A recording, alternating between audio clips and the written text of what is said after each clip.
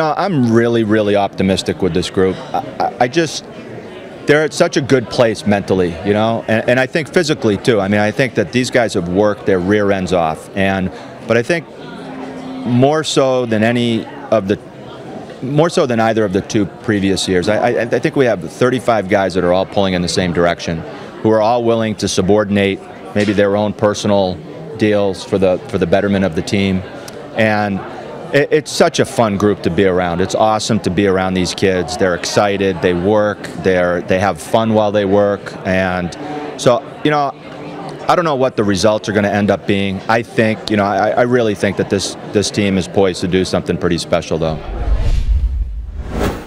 Well, those guys have been unbelievable, I mean, as a coach, I'd put them in the 3 and 4 hole, except for the little stretch of time that Trey was hurt last year. I mean, 3 and 4 hole every single day since their freshman year, and I think that they're certainly two of the country's elite hitters. And I think that they're garnering obviously a lot of draft interest, which they should be because they are that good. Eric a little bit more than Trey right now, but I think that that's simply a reflection of the fact that Trey unfortunately was hurt for the summer season last year, because I feel 100% confident in saying that Trey, had he had the opportunity and had he could have done it last summer from a physical standpoint, would have put out a summer just as an equal to what Jags was able to do, So it's such a luxury to have those two guys back to back. I can't imagine a 3-4 combination that could be all that much better in college baseball, to be honest.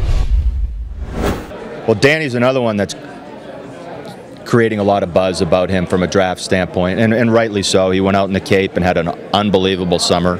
He was great for us last year, 13 saves. He's got 17 in his first 2 years. He's got to get 8, to tie the all-time save record here. And, he's been unbelievable, I mean, his secondary stuff has gotten far better. I mean, to complement a 93, 94 mile an hour fastball that can go up there and touch a 95 type of thing. And it's such a great feeling, I think, for our team, coaches, players, to know that if we have the lead kind of going into the 8th, that we got a guy back there that's pretty darn good.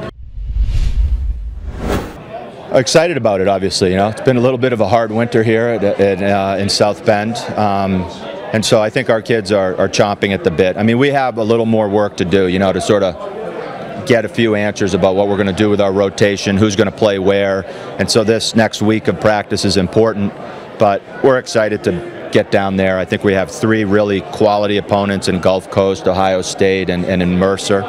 And you know what? I expect for us to go down there and compete great and play great and play at a really high level right out of the gate. And, and whether we lose 3 or win 3, I think that if we do that, I'm going to be thrilled. That if we play to our capabilities, I know that the wins are going to be where they need to be at the end of the weekend.